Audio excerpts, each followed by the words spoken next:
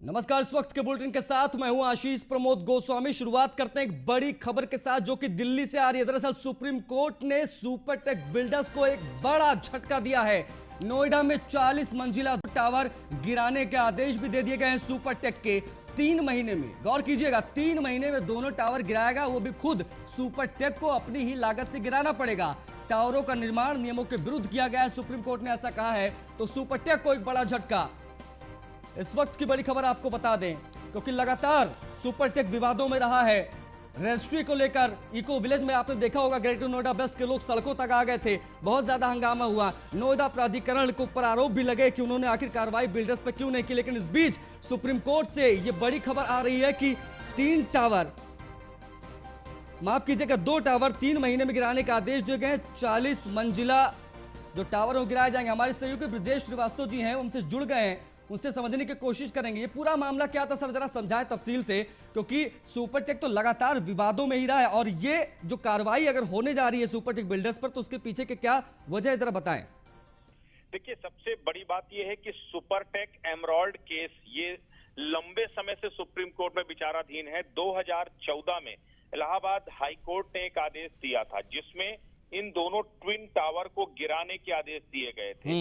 दरअसल इस पूरे मामले पर कंप्लेन हुई थी और ये कहा गया था कि अवैध जगह पर बनाए गए हैं, विदाउट कंप्लायंस ये दोनों टावर खड़े कर दिए गए हैं और 40-40 मंजिला जो टावर हैं ये पूरी तरीके से अवैध ढंग से नोएडा अथॉरिटी की मिली भगत के साथ तैयार किए गए हैं। और इसको लेकर के इलाहाबाद हाई कोर्ट ने 2014 में एक बड़ा फैसला सुनाया था जिसमें सुपरटेक के इन दोनों ट्विन टावर को गिराने के आदेश दिए गए थे। लेकिन तब नोएडा अथॉरिटी और सुपरटेक दोनों इस फैसले के खिलाफ सुप्रीम कोर्ट चले गए थे। सुपरटेक ने जो है सुप्रीम कोर्ट में इस पूरे मामले में अपील की थी और उस अपील के बाद अभी तक सुनवाई चल रही थी और अब आखिरकार सुप्रीम कोर्ट ने हाई कोर्ट के फैसले को सही माना है और साफ तौर पर कहा है कि 3 महीने के अंदर आपको ये दोनों टावर यानी ट्विन टावर जो 40-40 मंजिला टावर है ये आपको गिराने होंगे।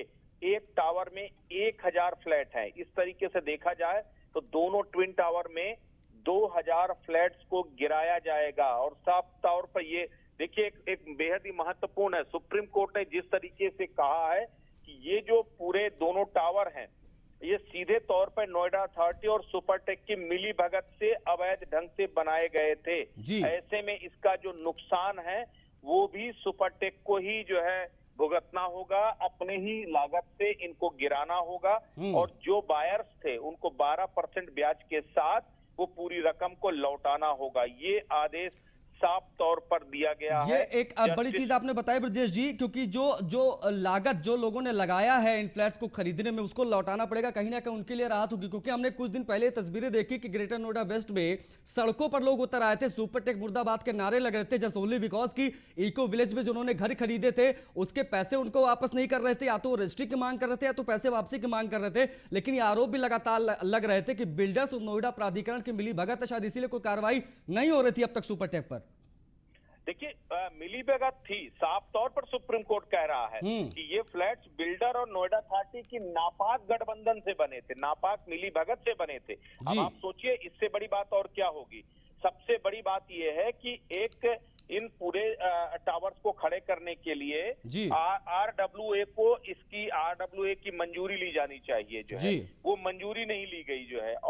और सबसे बड़ी बात यह है कि प्रॉपर डिस्टेंस नहीं, 2 टावर में खड़े करने से पहले आपको प्रॉपर डिस्टेंस लेना होगा, उन नियमों को पालन नहीं किया गया। बावजूद इसके नोएडा अथॉरिटी अपनी आंखों के सामने इन अवैध इमारतों को बनती हुई देखती रही और चुप्पी साध कर बैठी रही। तो सीधी तौर पर जो है ये अपने आप में नियमों का उल्लंघन था। और नियमों के उल्लंघन की वजह से ही ये बड़ी कार्रवाई कहीं ना कहीं अब होने जा रही है सुपरटेक पर। सर बहुत शुक्रिया आपका हमसे जुड़ने के लिए। ब्रजेश जी हमारे सहयोगी जुड़े हुए तो बता रहे थे कि आखिर किस वजह से ये फैसला सुप्रीम कोर्ट ने लिया है और पूरा मामला दरअसल था क्या। बढ़ते आगे लखनऊ से खबर लेते हैं। मुख्यमंत्री योगी आदित्यनाथ ने टीम 9 के साथ एक अहम बैठक की है।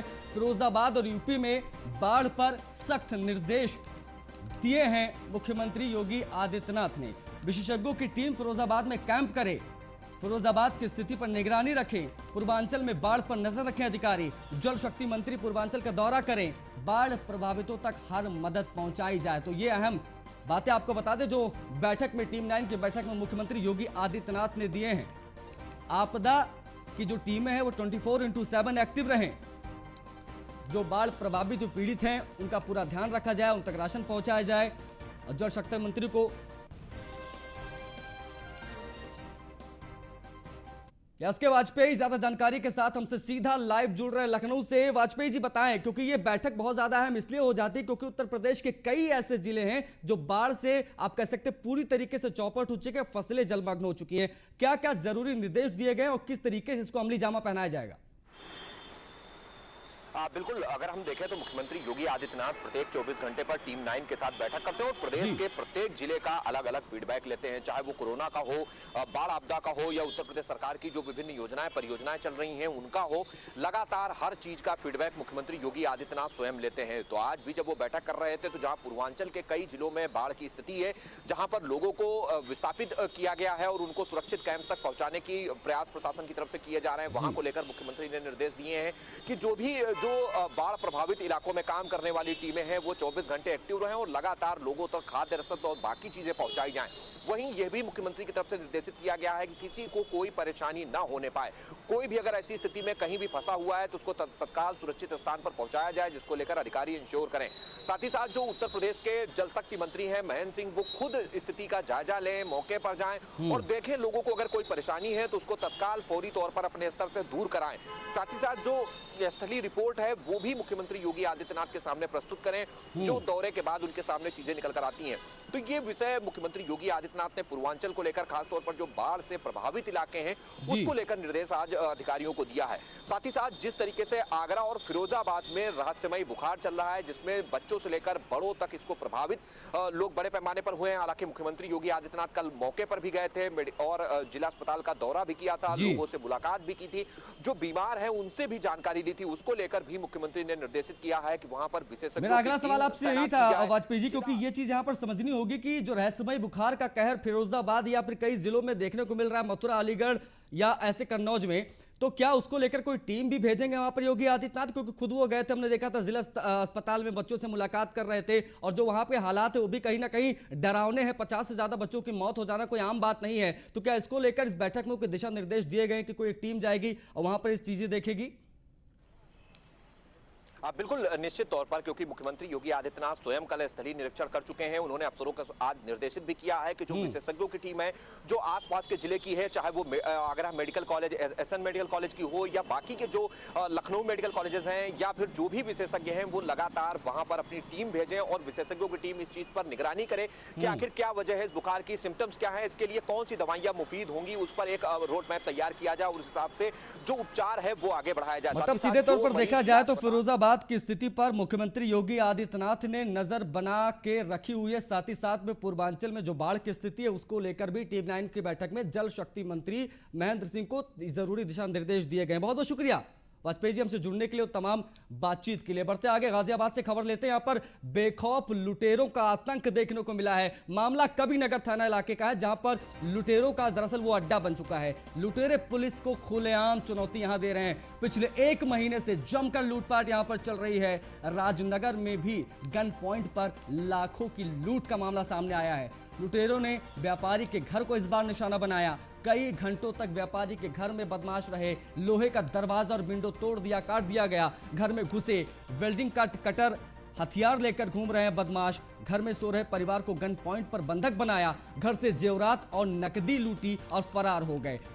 व्यापारी के घर से हुई लूटपाट में इलाके में जो है वो दहशत फैली हुई है। तो गाजियाबाद की स्थिति देखिए। कबी नगर थाना इलाके में सरेआम लूटपाट। चारों के हाथ में चाकू थे, एक के हाथ में कट्टा भी था जी। और वो कह रहे थे 2 लाख रुपए दो जी। और उन्होंने जब हमने देखा है तो सारा सामान बिखरा पड़ा था, सब वो खंगाल चुके थे जी। अलमारियाँ। तो मैंने कुछ पैसे ला के रखे थे, मेरा कैटरेक्ट का ऑपरेशन था, वो उसमें से निकाल लिए थे मैंने। कितने पैसे वो? 1 लाख रुपए के करीब थे जी जी। तो मुझे बाहर आए लोग, तो 4 मुझे वर्मा जी का फ़ोन आया और मेरे पास ही नहीं, मेरे रिश्तेदार भी हैं, मेरे मामा लगते हैं, और एक घर छोड़ के ही इनका घर है। सुबह वर्मा जी का फ़ोन आया और उन्होंने मुझे ये सूचना दी कि इस तरह से हो गया है, और उन्होंने ये भी बताया कि हमने चौकी पर इत्तला दी है। सर मैंने भी बड़े अधिकारियों को फ़ोन किया, और वो इस टाइम यहाँ सीओ और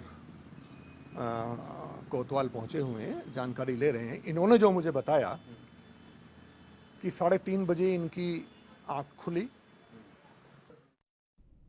उससे पहले ये लोग घूम चुके थे सारे में। हमें आवाज़ में बंद अपने एसी में सो रहे थे। तो बाद में मुझे लगा कि कुछ खटपट हो रही है। तब मैं उठी मैं, तो उससे पहले तो सारा हमारा सर्च कर चुके थे। तो उन्होंने क्या बंधक वगैरह भी आप सबको बनाया, डराया? नहीं कुछ नहीं कहा। वो चाकू लिए हुए थे, कह रहे थे शोर मत मचाओ। तो मैंने कहा ठीक है, तुम्हें जो चाहिए बताओ। कहते हमें 2 लाख रुपये चाहिए। मैंने कहा भैया 2 लाख तो है नहीं हमारे पास इस वक्त रात को। तो कहते नहीं हमें चाहिए, हमें ऑपरेशन कराना है, जहाँ हम मरने वाले हैं। मैंने कहा वो सब नहीं है हमारे पास। थोड़ी देर बाद हमारे सहयोगी गौरव यादव ज्यादा जानकारी के साथ सीधा जुड़ रहे हैं। गौरव, आए दिन ऐसी घटनाएं कहीं ना कहीं कहा जाए कि गाजियाबाद में आम सी हो गई तो कुछ गलत नहीं होगा। ये जो मौजूदा लूट हुई है, जो हाल फिलहाल में हुई है, इसके बारे में जरा बताएं। इस पर पुलिस प्रशासन का क्या कहना, क्या कार्रवाई अब तक हुई इस पूरे मामले में? जी बिल्कुल, देखिए सबसे बड़ी चीज ये है कि जब से गाजियाबाद के नए कप्तान आए हैं, शायद चोरों ने उन्हें सलामी देना शुरू कर दिया है। हर रोज कोई दिन ऐसा जाता होगा जब यहाँ चोर चोरी ना करते हो या डकैती ना करते हो और घर में कटिंग करते हैं। सबसे बड़ी चीज ये, हम उस घर में बैठे हुए हैं, आप घर देख रहे हैं, वो हॉल है जिस हॉल में जो चोर थे उन्होंने आतंक मचाना शुरू करा। सबसे बड़ी चीज कि यहाँ गैस कटर से पहले गेट का ताला काटा जाता है, फिर कांच तोड़ा जाता है और फिर 4 लोग घर में दाखिल हो जाते हैं और बुजुर्ग दंपति अकेले थे घर में। ये जो पूरा घर है ये चौकी से मात्र 10 से 15 कदम की दूरी पे, यानी कि चौकी से लगा हुआ है। वहीं दूसरी तरफ देखा जाए कि अभी 2 दिन पहले एक चोरी हुई है और 5-6 घरों में चोरी का प्रयास किया गया। यहाँ पर जो पूरा घटनाक्रम में पहले समझते हैं और फिर उसके बाद बताएंगे कि पुलिस की कार्यप्रणाली कैसे है। कल रात आप तो क्या कुछ घटनाक्रम हुआ, क्या कुछ सो रहे थे, किस तरह की घटना है, क्या कुछ? हम लोग तो सोए हुए थे, करीब 3:15 के बीच मुझे आवाज़ आई।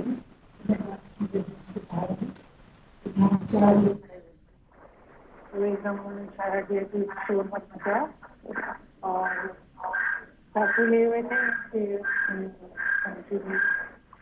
अच्छा, चाकू उनके हाथ में है। चारों के बाद चाकू थे। हाँ। फैमिली अंदर चलो, चुपचाप रहो, फिर वहाँ कैसे बैठ जाओ। हमको मतलब तुम्हें क्या चाहिए? कहते हमको 2 लाख रुपए दे दो। इसलिए चाहिए, कहते हम ऑपरेशन कराना। ऑपरेशन कराना। मैंने कहा देखो हमारे पास इतना कुछ नहीं। फिर मेरे हस्बैंड को उन्होंने उठाया, उनको फिर उसके बोली चाकू रखा थे, शोर मत मचाओ, चुपचाप बैठे रहो। तो कहने लगा चलो सेफ करो। मैं तो चाबी इस कमरे में, तो मेरे साथ 2 जने चाकू लेके चाकू चाबी था वो खुला। मैंने कहा उसमें कुछ नहीं है, रखते ही नहीं घर में कुछ। तो दिल्ली उन्होंने खोला, सारे कपड़े बाहर कर दिए, थोड़े बहुत बॉक्सेस, खाली बॉक्सेस थे।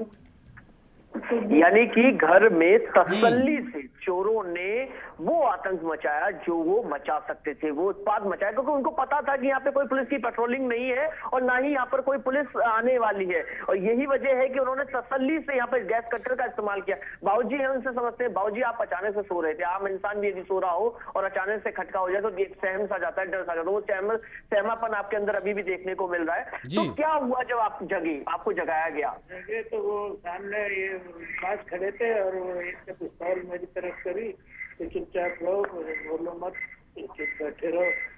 और बाकी के जो है इनको लेकर सारा संभालते रहे। एक जो है मेरे सामने बैठा रहा पिस्तौल लिए। अच्छा, आपने पुलिस को कितने बजे इन्फॉर्म किया था? हमने तो हमारा फोन में एकदम आजादी फोन ले लिया, बंद कर दिया अपने पास। तो 4:30 उनसे टाइम पूछा, इसलिए पता है मेरे को। तो सीधे तौर पर देखा जाए पवन, तो लुटेरे जो हैं वो पुलिस को खुली चुनौती दे रहे हैं और खुलेआम जो है आते हैं और व्यापारियों को निशाना बनाते हैं और लूटपाट की घटनाओं को अंजाम देते हैं। बहुत शुक्रिया हमसे जुड़ने के लिए, तमाम बातचीत करने के बाद।